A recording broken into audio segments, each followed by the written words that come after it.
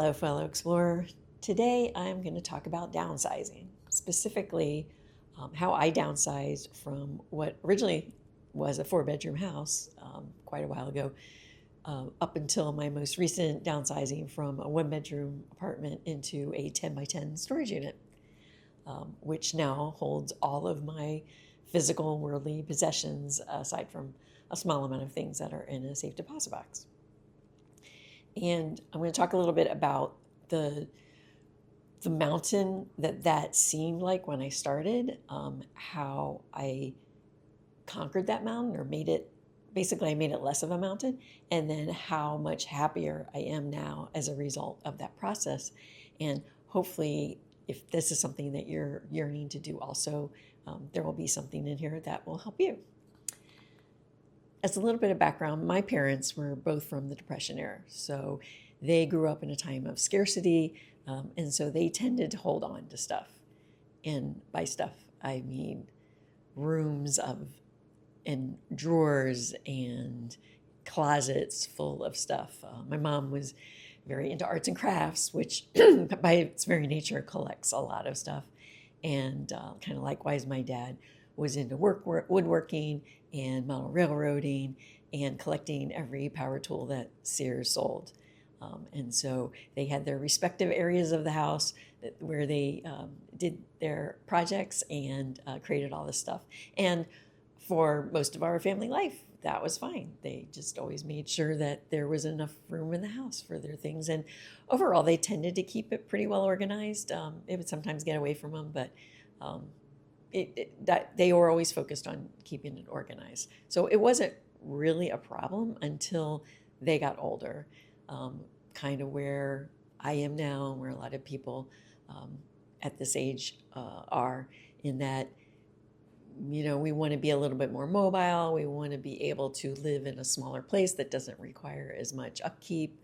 And they were at that point. And so every time I would visit, my mom would talk about how all the things they've been talking about, all their dreams. Oh, we want to move to this place, or we want to go here, or we want to travel here.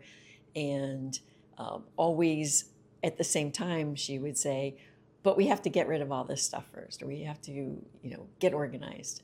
And this conversation went on for years. After a while, I became like, Mom, just move the stuff and sort it out afterwards. I could see that it was holding them up, like from living the life that they wanted to live. I mean, they had a nice existence, but they had all these dreams that they were not doing, not because of expense or anything else, but just because of the stuff that they had accumulated over their lifetime. And it became kind of heartbreaking because eventually my mom got leukemia, and she was given a 3-month prognosis, which ended up being 8 months. But at that point, it was like, there's no moving happening at that point. This is it. This is where you're going to be. And even then, she was still worried about all the stuff. She would get upset that we were going to, throw it in the trash when she was gone, and it wouldn't go to a good home. It really distressed her, like all of these things. And having grown up in this household, I kind of, went the other direction. By their standards, I was very much a minimalist, which I don't know how much of a minimalist I actually am. I empathize with her, but I was like, you're putting all this meaning on stuff, and this stuff doesn't matter. You're not taking it with you.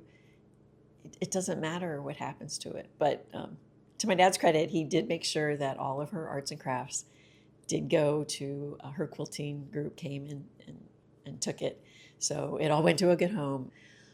But it just is really, for myself, a wake-up call that I didn't want my stuff to keep me from living my life. And over the time, I've kind of upsized and downsized a few times. And most recently was this move to the 10 by 10. But before that, I had moved from the East Coast to the West Coast. And in that process, I went from a 4-bedroom to a 2-bedroom apartment, 4-bedroom house to a 2-bedroom apartment. And the bulk of my stuff kind of went in that. But that was a lot of shedding of just furniture and the things that you get to fill a house. I was still carrying around all the stuff that was in the storage closet and in the garage and those. And I just had to get a place that's why I had a 2-bedroom, It's like I had to have a room for all the extra stuff. And then I moved to a 1-bedroom, but I got a garage with it. So the garage got all this stuff. So I was still kind of dragging a lot of stuff around with me. And of course, as a lot of you know, if you have an empty room or an empty closet, it's going to get filled. I don't know if that's a human nature thing or what. It just happens. And a couple years ago, I just got this feeling of I just didn't want it. I didn't want all the stuff. I was feeling really weighed down. It felt almost like a metaphysical boat anchor that was weighing me down because I just always had to worry about it. It's like if I had to have a place that was big enough to hold it, which again gets into I have to have a job that can pay for the place that can hold all this stuff. And then whenever I would leave on vacation or anything, I would worry about it. I had cameras everywhere so that I could check in to make sure that everything was safe. Nobody had broken in or that there wasn't a big water leak or whatever. I was just worried about the stuff. And I longed to not be that way. I wanted to fly and be free. I wanted to be mobile. And so I had this just gnawing at me, at my soul, that I needed to get rid of the stuff and I wanted to be more mobile. And so I did do that, but this time I was very methodical about it because I knew this was going to be more of this wasn't just moving the problem from one home to another. This was, I want to be very intentional about what I hold on to, and I want it to be in a way that I can still use it and get to it, and it can be stored for a long time and it'll be well taken care of. I probably started about 6 months out from making any of those other changes, and I got a storage unit. So for a while I was paying for my apartment and for the storage unit, but I just needed, because I was having to do this on weekends, again, working the full-time job. So I found a storage unit that I liked in a safe area. I knew I was going to feel safe going there at pretty much any time of the day, and it was clean.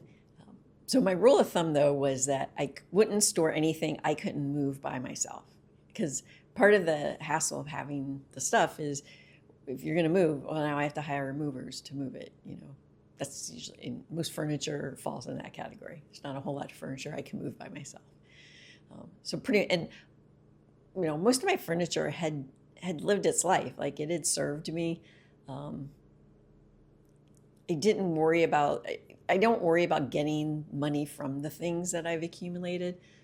And I think that also slows people down. I know that slowed my parents down. My mom couldn't let something go for nothing. She either had to be giving it to someone that she knew, or she had to be getting some sort of money back, like anything. And to me, all that stuff is a sunk cost. I already paid for it. I've already used it, but I'm happy to donate it. So I gave some things away to my friends, and then everything else that I didn't put in my storage unit, I gave to 1-800-GOT-JUNK. They came and they were wonderful. They came and they took everything. They took everything away, put it in a truck, and some things people saw in the truck and asked them for, and they just gave it to them right off the truck. And then they supposedly have taken everything and determined what could be donated and what couldn't. But they handled all that, and that was gold. That was a game changer for me to use them for all that last bit. That enabled me to get out of the apartment. But all the stuff. So what did go into the storage was anything that couldn't be replaced. My art, any of the art that really mattered to me, not the filler art that I might have gotten just to put on an empty wall, but the art that I had spent a lifetime collecting, that you're not going to be able to go out and find that thing that you found when you were 25 and kind of holds a lot of meaning. So it's not that the art's particularly valuable, but it's valuable to me. So I plastic wrapped all those and put them in there. One thing I want to add is anything I put in the storage, I labeled. I had a little label maker, and even the art. So I put bubble wrap on the art. You can't really tell what it is anymore. So you put a sticker on that so that you know what it is, so that when you're going through stuff and you're trying to find something, you don't have to open them all up to figure out what it is. So art, heirlooms. I did keep some stuff that some people might not, which would be like the things I inherited from my grandparents, like the china, crystal, stuff like that. I did talk to a place that did, like a consignment shop that would take it and could sell it. I just couldn't bring myself to do that, so it did not make the cut. So they are in boxes. And then photo albums. I have a lot of photo albums. The digitizing is kind of a pain, and you have to, digital media isn't indestructible either. So you have to worry about being able to preserve that as much. But right now, all the photo albums in there, and all of that is a lot for the kids, my kids, to make sure that they have access to that stuff. I don't feel like it's my place to just unilaterally decide the fate of. And then the rest is stuff that I will either kind of need while I'm, in the mode that I'm in now. There's shoes that I don't need to carry with me all the time, but I might need for a special purpose, like, snow boots. Yeah, I don't need snow boots in Southern California, but I might need it when I go visit a place that's cold, and I don't have to buy a pair just for that. So, especially with the clothes, my backup things that are for seasons that I'm not currently in, I have in there, and just, kind of various things like that. So the way I organized it was I bought these shelves at Walmart they're plastic, and I was able to put them together all by myself, and I could carry the when they're deconstructed and you buy them, I can carry that by myself. So I could get it there, I could assemble it in the storage unit, and they hold quite a bit of weight, so they're able to hold my stuff. I put all the heavy stuff on the bottom to kind of anchor it. I put some straps, put some straps around the poles of them to hold to the sides of the storage unit, as just an attempt to secure it if there was any sort of earthquake. I mean, I think if there's an earthquake, it's going to be a mess no matter what, but that's the best I could do. So I got these shelves, and the beauty of the shelves is that you can have your stuff stacked up high, but you don't have to if you want to get to the thing on the bottom, you don't have to take all the boxes up off the top to get to the bottom one.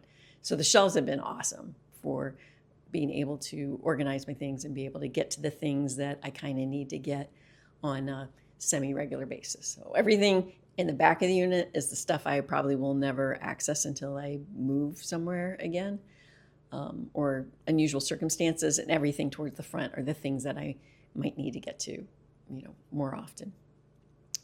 And the boxes, I invested in what I feel were top of the line storage boxes. They're weather tight and bug proof.